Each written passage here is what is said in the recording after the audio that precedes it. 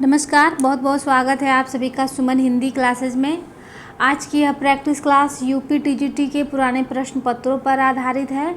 आज का पहला प्रश्न है, प्रसन्न पद नव्यार्थ युक्त युद्ध बोध विधायिनी स्फुरन्ति सत कवेर बुद्धि प्रतिभा सर्वतोमुखी। उक्त कथन किसका है? तो विकल्प में है मम्मट, वाग्भट, रुद्रट या फिर विश्वनाथ। यह कथन किसका है ये बताना है। तो दिए गए कथन का संबंध जो है वाग्भट से है, तो इसका सही उत्तर हो जाएगा विकल्प 2 वाग्भट। हेतु का तात्पर्य कारण से होता है। हेतु का अभिप्राय उन साधनों से होता है जो कवि की काव्य रचना में सहायक होते हैं। संस्कृत काव्य शास्त्र में मुख्यतः 3 काव्य हेतुओं को माना गया है, जिसमें है प्रतिभा, व्युत्पत्ति और अभ्यास। मम्मट ने माना है शक्ति, निपुणता और अभ्यास, और रुद्रट ने माना है शक्ति, व्युत्पत्ति और अभ्यास। शक्ति, व्युत्पत्ति और अभ्यास किसने माना है? तो रुद्रट ने माना है। अब मम्मट हैं जो ये क्या माने हैं? तो शक्ति, निपुणता और अभ्यास को माने हैं। चलिए अगला प्रश्न देखते हैं। अगला प्रश्न है, जह राधा आनन उदित निशिबासर आनंद, तहाँ कहाँ अरविंद हैं कहाँ बापुरो चंद। पंक्ति में कौन सा अलंकार है? अलंकार बताना है।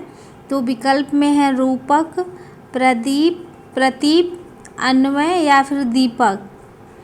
तो इस पंक्ति में कौन सा अलंकार है? तो इस पंक्ति में जो है प्रतीप अलंकार होगा। विकल्प दूसरा इसका सही उत्तर हो जाएगा प्रतीप अलंकार। 2021 का प्रश्न पत्र बहुत कठिन आया था। अगला प्रश्न है, निम्न में से वर्तनी की दृष्टि से शुद्ध शब्द कौन सा है? शुद्ध शब्द बताना है। तो विकल्प में है अभ्यंतरिक, अभ्यांतरिक, आभ्यंतरिक या आभ्यांतरिक। कौन सा शब्द शुद्ध है ये बताना है।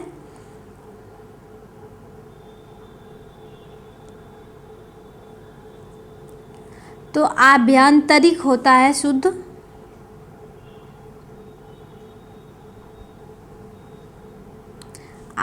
आभ्यंतरिक तीसरा विकल्प इसका सही उत्तर हो जाएगा।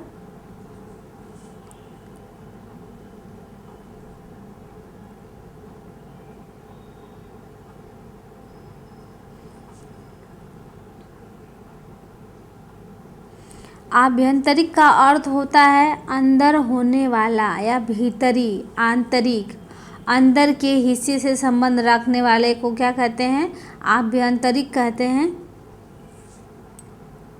अगला प्रश्न है, निम्नलिखित में से कौन तद्धित प्रत्यय वाला शब्द नहीं है? तो विकल्प में है शिक्षक, पौरुषेय, मायावी या फिर सजावट। तद्धित प्रत्यय वाला शब्द बताना है। तो इसका सही उत्तर हो जाएगा सजावट। यहाँ पर मूल शब्द सज है। सज एक धातु है जिसमें कृत प्रत्यय लगाने से ये सजावट हो गया है। तो इसका सही उत्तर हो जाएगा विकल्प 4 भाववाचक कृत प्रत्यय लगा है आवट। आवट के जुड़ने से बना है शब्द सजावट।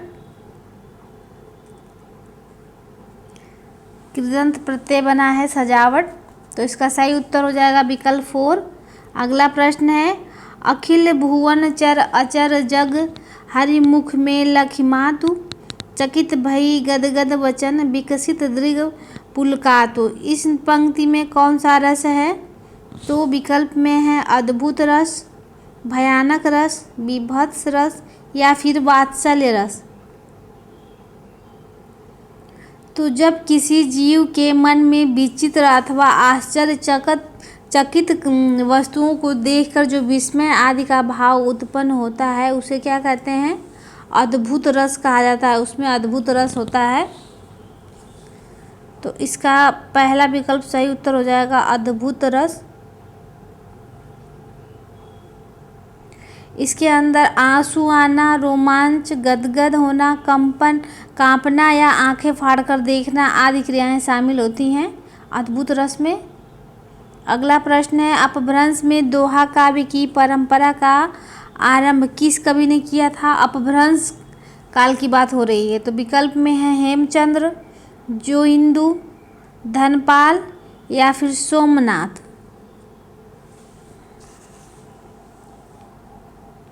तो अपभ्रंश में दोहा काव्य की परंपरा का प्रारंभ करने वाले आचार्य हैं जोइंदू। दूसरा विकल्प इसका सही उत्तर हो जाएगा जोइंदू।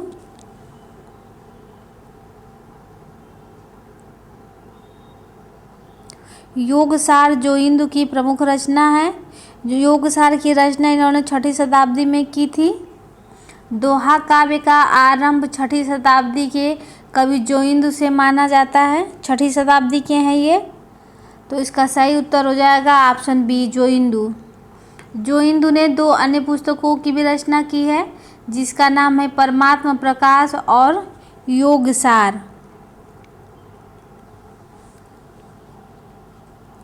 अगला प्रश्न है संत काव्य परंपरा का कौन सा कवि अपनी विद्वता यानी सर्वाधिक शिक्षित होने के कारण प्रसिद्ध है? ये तो सरल सा प्रश्न है, तो वो है सुंदरदास। विकल्प तीसरा इसका सही उत्तर हो जाएगा सुंदरदास हैं।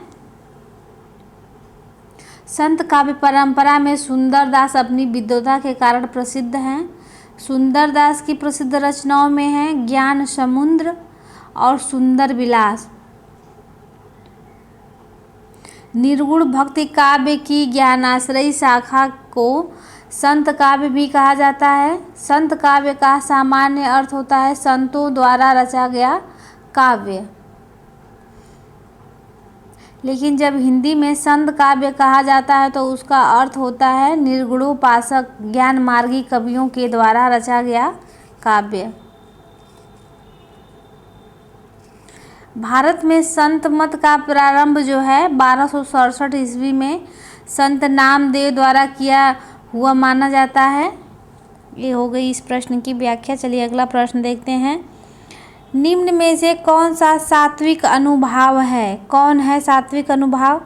तो विकल्प में है रोमांच, कंप, विषाद, प्रलय। नहीं बताना है कौन सा सात्विक अनुभाव नहीं है। तो विषाद जो है सात्विक अनुभाव नहीं है।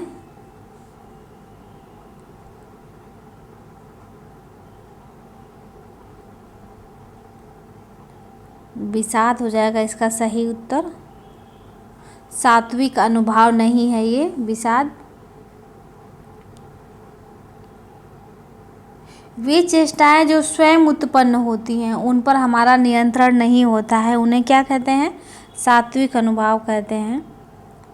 अगला प्रश्न है भारतेंदु हरिश्चंद्र की रचना हिंदी भाषा का प्रकाशन वर्ष है। किस वर्ष प्रकाशित हुई थी? हिंदी भाषा इनकी एक रचना है।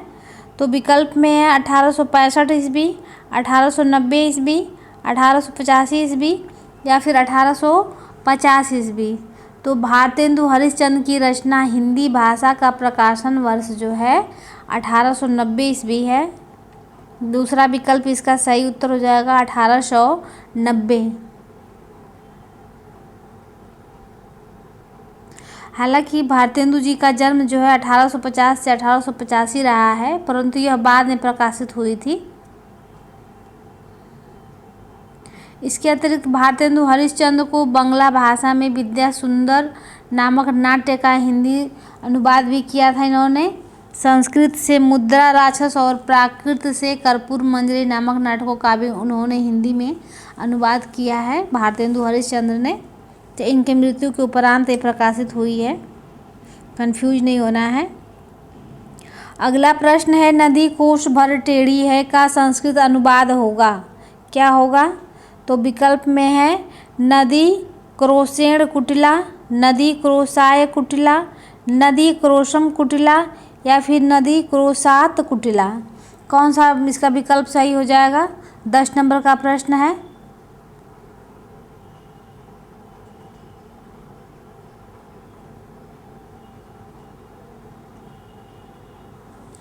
तो इसका सही उत्तर हो जाएगा नदी क्रोशम क्रुटिला। विकल्प तीसरा इसका सही उत्तर हो जाएगा। अगला प्रश्न है सब को जानत तुम्हें जगत जहान, इस वाक्य में कौन सा काव्य दोष है? तो विकल्प में है न्यून पदत्व, पुनरुक्ति, क्लिष्टत्व या फिर अक्रमत्व।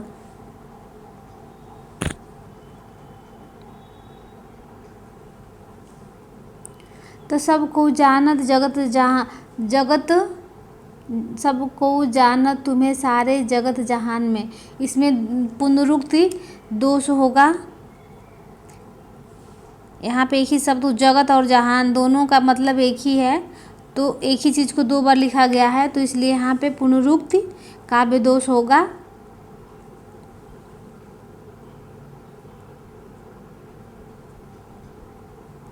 काव्य में गुण के विरोधी तत्वों को दोष कहते हैं, मतलब दोष कहा जाता है जिसके द्वारा किसी उक्ति के मुख्यार्थ को समझने में किसी प्रकार की रुकावट पड़ती है, उसे दोष कहते हैं, काव्य दोष। काव्य दोष के 5 भेद भी माने गए हैं, जिसमें शब्द दोष है, छंद दोष है, रस दोष है, अर्थ दोष है और वाक्य दोष है। तो काव्य दोषों की संख्या कितनी है? 5 है, जिसके भी उपभेद किए गए हैं। चलिए अगला प्रश्न है रामचंद्र शुक्ल का हिंदी साहित्य का इतिहास पहले किस ग्रंथ की भूमिका के रूप में छपा था? तो विकल्प में है हिंदी शब्द सागर, हिंदी साहित्य कोश, हिंदी साहित्य सागर या फिर हिंदी साहित्य सागर। तो इसका सही उत्तर हो जाएगा हिंदी साहित्य का इतिहास सबसे पहले जो है हिंदी शब्द सागर की भूमिका के रूप में छपा था, तो पहला विकल्प इसका सही उत्तर हो जाएगा। अगला प्रश्न है खुली आँखों का सपना यात्रावृत्त के लेखक कौन है? तो विकल्प में है मरुधर मृदुल, हरिसुमन बिष्ट, सीतेश आलोक या फिर वल्लभ डोभाल। कौन हो जाएंगे? तो हिंदी यात्रा वृत्तांत की परंपरा का सूत्रपात जो है भारतेंदु जी से ही माना जाता है।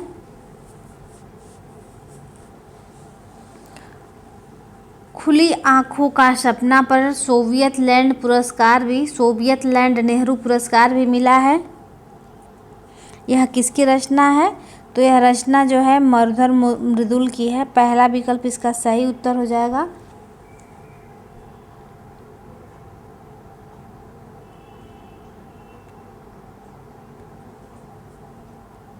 अगला प्रश्न है निम्नलिखित शब्दों में कौन सा स्त्रीलिंग नहीं है? तो विकल्प में है आयु, रेणु, सेतु या फिर रज्जु।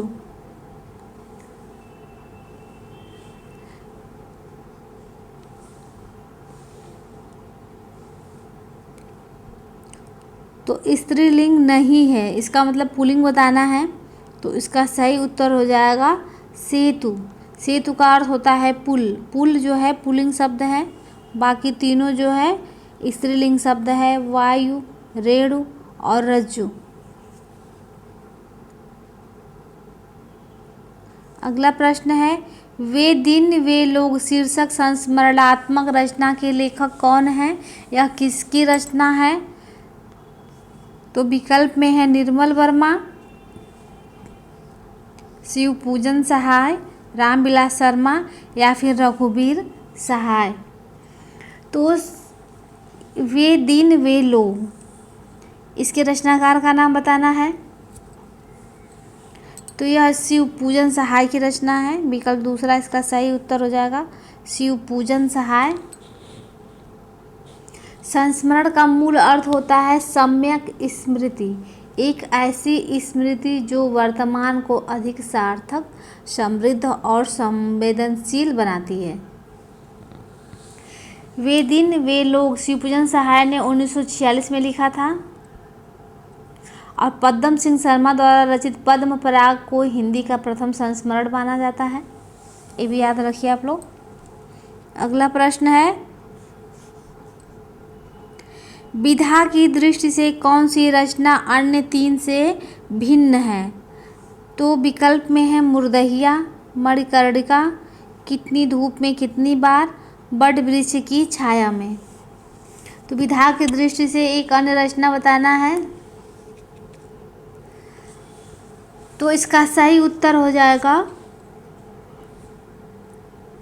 बट वृक्ष की छाया में। यह किस विधा की रचना है? तो बट वृक्ष की छाया में जो है अमृतलाल नागर की जीवनी है। बाकी तीनों मुर्दहिया, मणिकर्णिका और कितनी धूप में कितनी बार, ये सभी जो हैं आत्मकथा हैं। अगला प्रश्न है कबीर और तुलसी भाषा में एक मिशन के तहत लिख रहे थे, यह कथन किसका है? कबीर और तुलसी। तो विकल्प में है रामचंद्र शुक्ल, हजारी प्रसाद द्विवेदी, रामविलास शर्मा या फिर बच्चन सिंह। तो हिंदी साहित्य में कबीर और तुलसी भक्ति काल के प्रमुख कवि हैं। तो इसका सीधे उत्तर बताते हैं, यह किसका कथन है, किसने कहा है यह?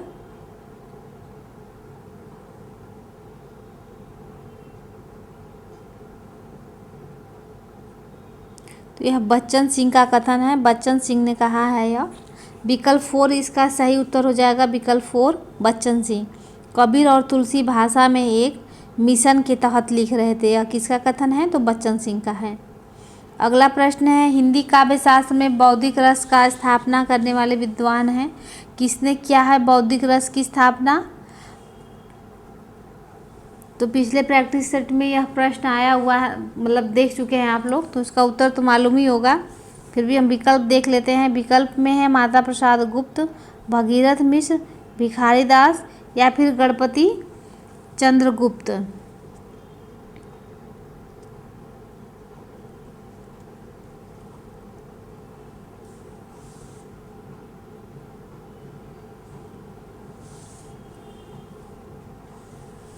तो हिंदी काव्य शास्त्र में बौद्धिक रस की स्थापना करने वाले हैं भगीरथ मिश्र, अरे क्या बोलते हैं, भिखारी दास। तीसरा विकल्प इसका सही उत्तर हो जाएगा, भिखारी दास बौद्धिक रस की स्थापना किए हैं।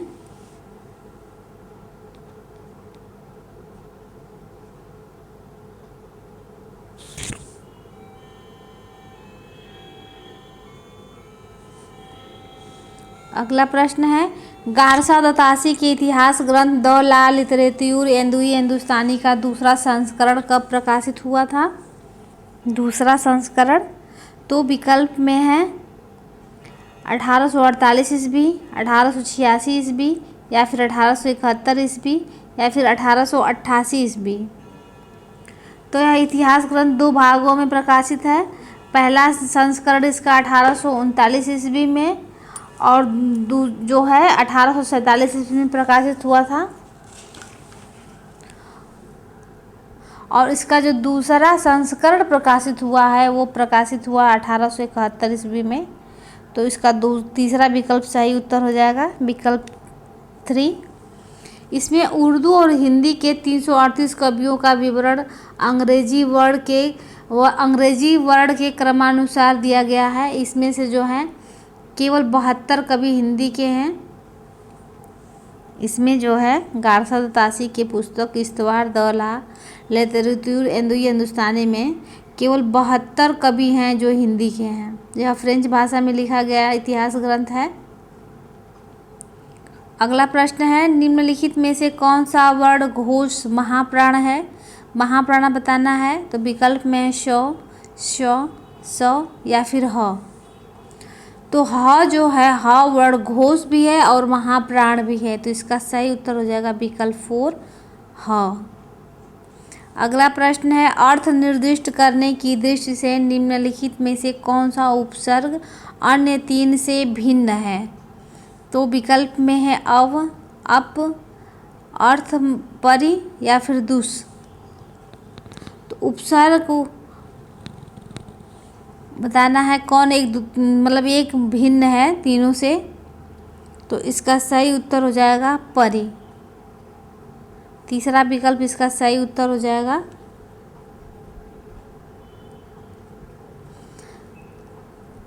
उपसर्ग उस शब्दांश या अव्यय को कहते हैं जो किसी शब्द के पहले आकर उसका विशेष अर्थ प्रकट करता है उसे क्या कहते हैं? उपसर्ग कहते हैं।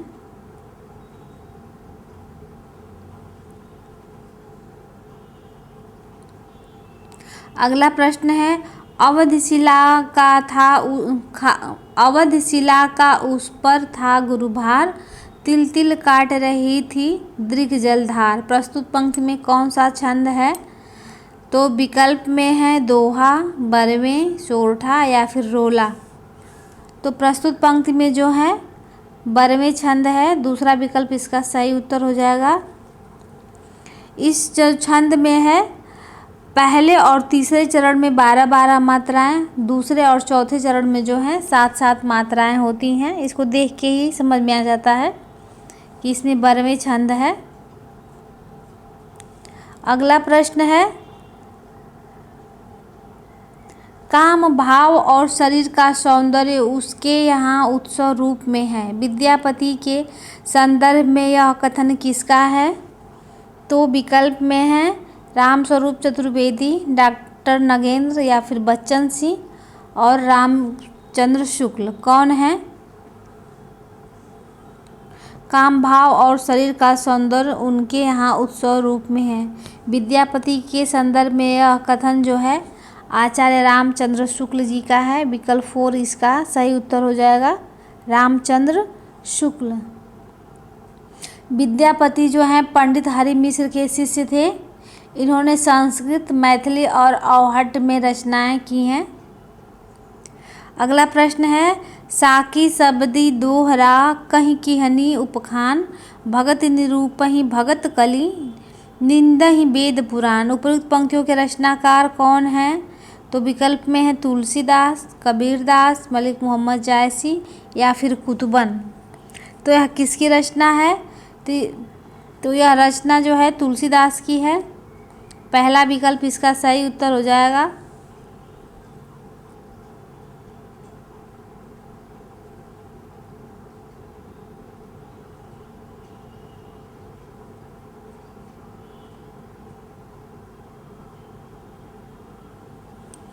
अगला प्रश्न है, पौन मया करी घूंघट टारे, दया करी दामिनी दीप दिखावे। काव्य पंक्ति किस कवि की है? तो विकल्प में है नेहि नागरीदास, पद्माकर, देव या फिर ग्वाल। यह किसकी पंक्ति है? तो यह पंक्ति है नेहि नागरीदास की है। पहला विकल्प इसका सही उत्तर हो जाएगा। अगला प्रश्न है, उपन्यास का मोटापा उसके स्वास्थ्य पर वैसा ही असर डालता है जैसे मनुष्य का मोटापा। यह कथन किस इतिहासकार का है? तो विकल्प में है बाबू गुलाब राय, डॉक्टर गणपति चंद्र गुप्त, डॉक्टर नगेंद्र या फिर डॉक्टर बच्चन सिंह। यह किसका कथन है? 26 नंबर का प्रश्न है यह। तो यह बच्चन सिंह का कथन है। विकल्प 4 इसका सही उत्तर हो जाएगा, बच्चन सिंह। अतड़ियों में बल पड़ना मुहावरे का अर्थ बताना है। तो विकल्प में है आंतों की बीमारी हो जाना, हंसते हंसते पेट में पीड़ा हो जाना, पेट में आंतों का न होना या फिर मन में किसी प्रकार की शंका होना। तो इसका सही उत्तर हो जाएगा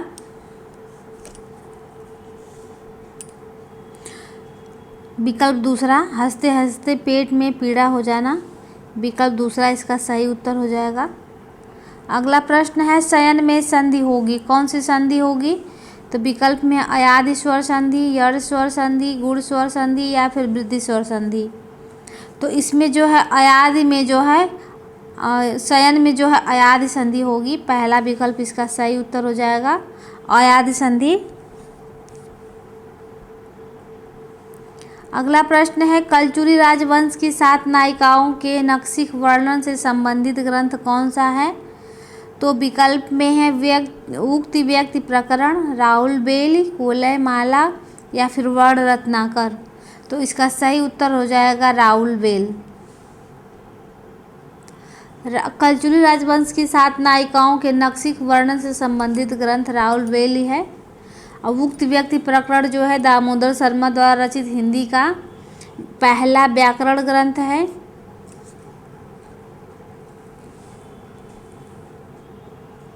अगला प्रश्न है, झोप से राजभवन किस साहित्यकार की आत्मकथा है? झोप नहीं, यह क्या है? झोपड़ी है ना।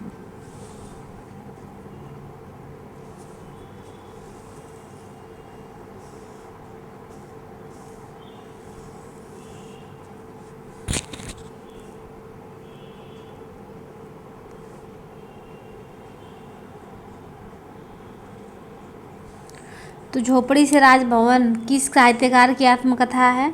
तो विकल्प में है शिवराज सिंह बेचैन, माता प्रसाद, सोहन पाल सुमनाक्षर या फिर हरपाल सिंह अरूस। यह किसकी आत्मकथा है?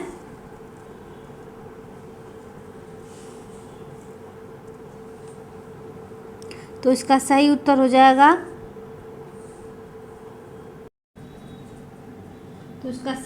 जाएगा ऑप्शन दूसरा ऑप्शन, माता प्रसाद की है यह रचना, आत्मकथा है, दलित आत्मकथा है यह।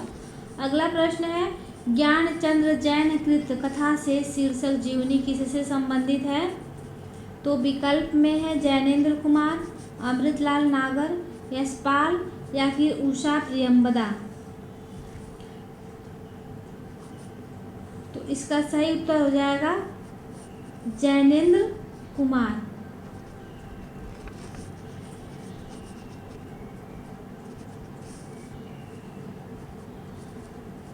अगला प्रश्न है, सूरदास का प्रेम पक्ष लोक से न्यारा है, यह कथन किस विद्वान का है?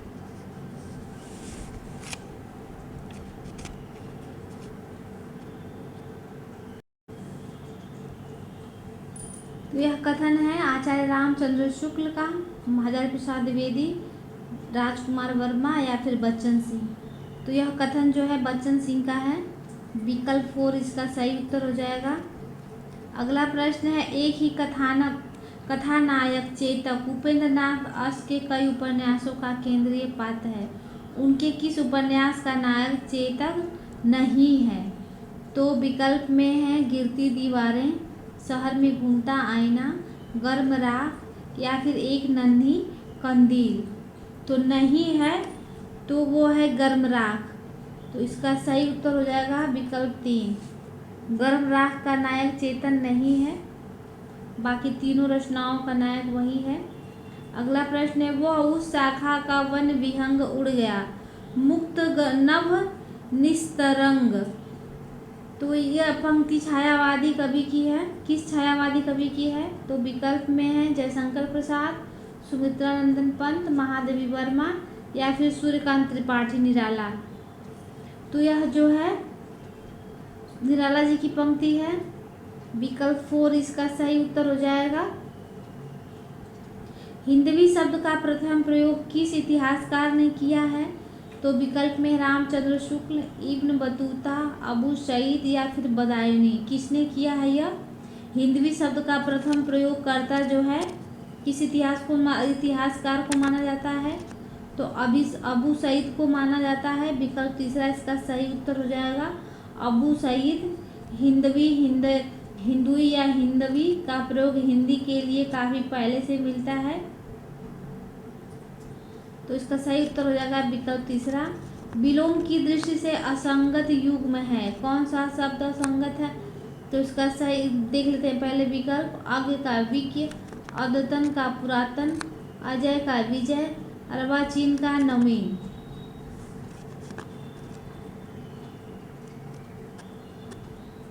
तो अज्ञ का विज्ञ या प्रज्ञ होगा, अजय का विजय भी सही है, अद्यतन का पूर्वतन या पुरातन। तो ये चारों विकल्प सही है इसका। चलिए अगला प्रश्न देख लेते हैं। अगला प्रश्न है, संस्कृत के किस ग्रंथ का आरंभ श्री शब्द से तथा समाप्त लक्ष्मी शब्द से हुआ है? तो विकल्प में है रघुवंशम, शिशुपाल वधम, किरातार्जुनीयम या फिर कुमार संभवम। तो वो उस ग्रंथ का नाम बताना है। तो वह भारवीकृत किरातार्जुनीयम महाकाव्य का आरंभ जो श्री शब्द से होता है और उसका समापन जो है लक्ष्मी शब्द से होता है।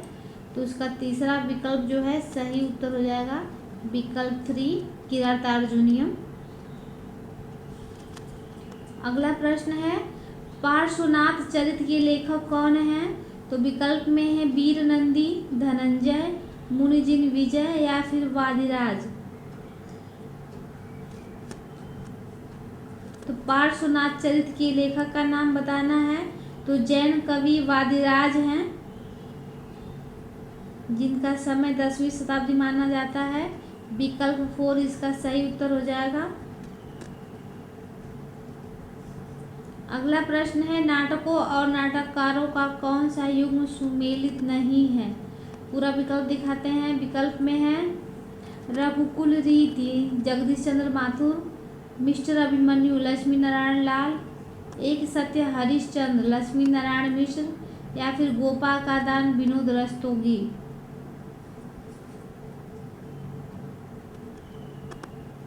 इसमें पूछ रहा है कि नाटकों और नाटककारों का कौन सा युग्म सुमेलित नहीं है। तो एक सत्य हरिश्चंद्र नाटक के नाटककार जो हैं लक्ष्मी नारायण लाल हैं, न कि लक्ष्मी नारायण मिश्र। तो तीसरा विकल्प इसका सही उत्तर हो जाएगा, ये असत्य है। अगला प्रश्न है उनकी आलोचना की प्रमुख विशेषता है उनकी अनाविल दृष्टि और निर्मल विवेचन। यह कथन किस आलोचक के प्रति है?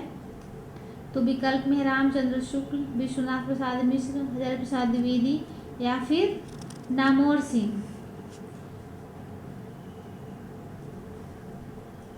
तो यह जो है विश्वनाथ प्रसाद मिश्र के प्रति है। तो इसका सही उत्तर हो जाएगा विकल्प 2। अगला प्रश्न है उदधि आयते ही बंधन किन्हा इति दसमाथ अमर पद दिन्हा। पंक्तियों के रचनाकार कौन है? तो विकल्प में है कुतुबन, तुलसीदास, जायसी या फिर सूरदास। तो इस पंक्ति के रचनाकार हैं विकल्प तीसरा इसका सही उत्तर हो जाएगा जायसी। अगला प्रश्न है हिंदी नई चाल में ढली सन 1873 ईस्वी में भारतेंदु हरिश्चंद्र ने इसे किस पुस्तक में अंकित किया है? तो विकल्प में है कालचक्र, विद्या सुंदर, नील देवी या फिर भारत दुर्दशा। किस पुस्तक में अंकित किया है? तो इसका सही उत्तर हो जाएगा कालचक्र। पहले जो पुस्तक है यह उसका सही उत्तर हो जाएगा कालचक्र में इन्होंने यह अंकित किया है। अगला प्रश्न है द्रक्ष्यति शब्द दृश्य धातु के किस लकार वचन एवं पुरुष का रूप है? तो विकल्प में है लट लकार प्रथम पुरुष एक वचन, लोट लकार मध्यम पुरुष द्विवचन, लट लकार प्रथम पुरुष बहुवचन या लिट लकार प्रथम पुरुष एक वचन। कौन सा सही होगा? तो इसका सही उत्तर हो जाएगा विकल्प 4, लिट लकार प्रथम पुरुष एक वचन होगा। तो आज के लिए बस इतना ही। मिलते हैं नेक्स्ट वीडियो में, तब तक के लिए धन्यवाद।